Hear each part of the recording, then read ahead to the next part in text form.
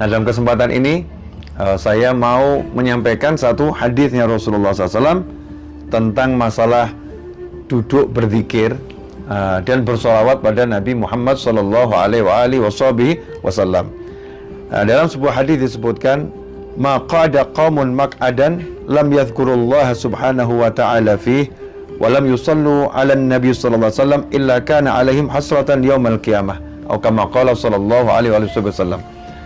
Maqada qaumun maq'adan, tidaklah sekelompok orang atau suatu kaum, bisa jadi juga satu orang, duduk di suatu tempat, lam yadhkurullah subhanahu wa ta'ala fi, di tempat itu dia tidak berzikir kepada Allah subhanahu wa ta'ala, walam yusallu ala nabi SAW, dan tidak bersolawat kepada baginda Muhammad sallallahu alaihi wasallam, melainkan alaihim hasratan yaumal qiyamah, duduknya itu akan menjadi penyesalan yang sangat besar buat dia nanti di hari kiamat. Nah, kita akan bahas dalam waktu yang nggak panjang insyaallah. Mudah-mudahan barokah dan manfaat untuk semuanya. Nah, yang pertama di sini ya, duduk di suatu tempat ya. Duduk di suatu tempat itu kalau di dalam agamanya Allah Ta'ala ada aturannya. Jadi tidak sembarangan duduk ya, tidak sembarangan duduk. Duduk itu ada aturannya. Jangan sampai kita duduk seperti duduknya kambing, duduknya kucing, ya, duduknya kuda, nggak pakai aturan, mau duduk, mau bangun.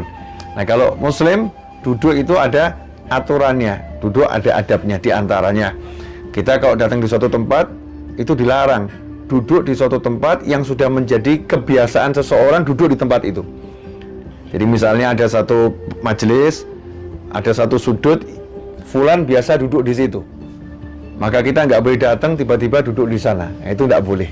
Nah, itu adab dalam Islam. Bagaimana kita menghargai tempat yang biasa diduduki oleh seseorang.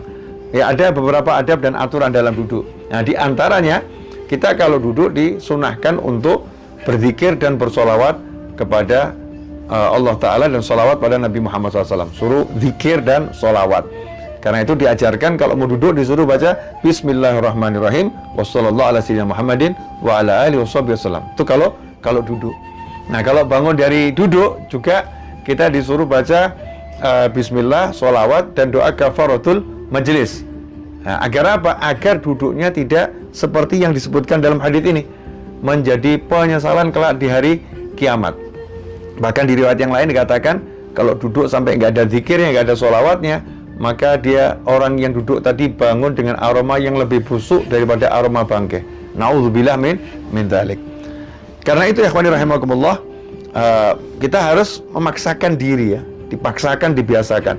Saya mau duduk, maka kita paksakan baca bismillah, atau kita baca la ilaha illallah ya, atau apapun zikir, kemudian kita lanjutkan dengan sholawat pada Nabi Muhammad sallallahu alaihi wasallam.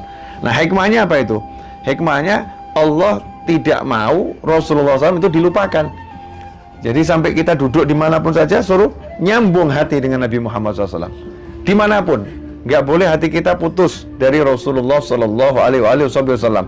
Nah, kalau udah kita duduk ingat sama Rasulullah SAW, ya otomatis kita akan terlindungi. Ya, kita akan terjaga. Rahmatnya Allah akan turun, malaikat akan berdatangan. Otomatis kalau malaikat berdatangan, rahmat turun, ya setannya akan menyingkir. Tapi coba perhatikan, dari mulai pagi sampai malam tadi, duduk kita yang baca sholawat yang mana? Nah, duduk kita yang nggak baca sholawat yang mana?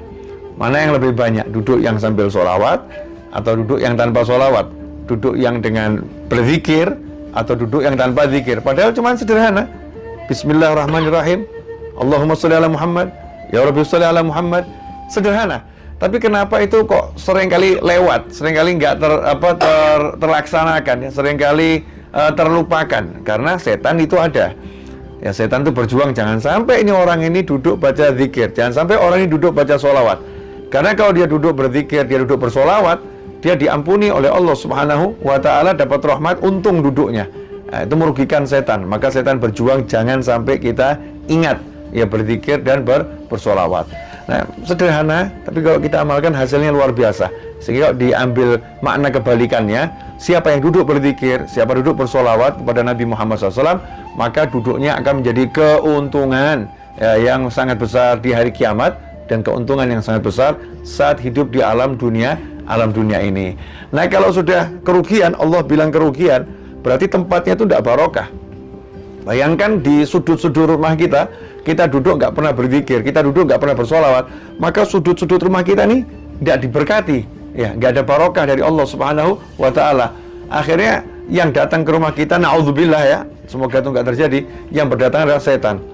Ya, setan ini berdatangan dari segala penjuru, kumpul di rumah kita. Kenapa? Karena kalau duduk kita nggak zikir, kalau duduk kita nggak solawat. Nah, kalau sekedar duduk disuruh zikir dan suruh solawat, maka tentunya kalau kita mengkhususkan ya suatu majelis hanya untuk zikir dan solawat, itu jauh lebih luar biasa.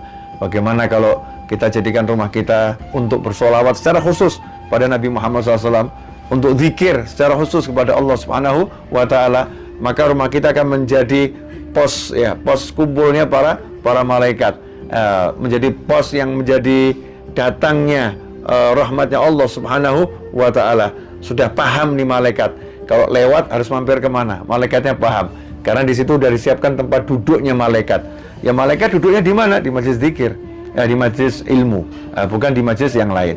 Imam Ghazali menukil suatu riwayat, ya, Imam Ghazali menukil suatu riwayat di mana disebutkan di situ Rasulullah bersabda SAW, al-majlisus salih yukafiru anil mu'min alfi majlisin min majalisis su. Kama qala SAW, majelis yang baik, duduk yang baik itu akan menghapuskan 2 juta majelis buruk. Ya, majelis buruknya mukmin. Ada 2 juta yang mungkin kita pernah duduk yang nggak baik, itu akan terhapus,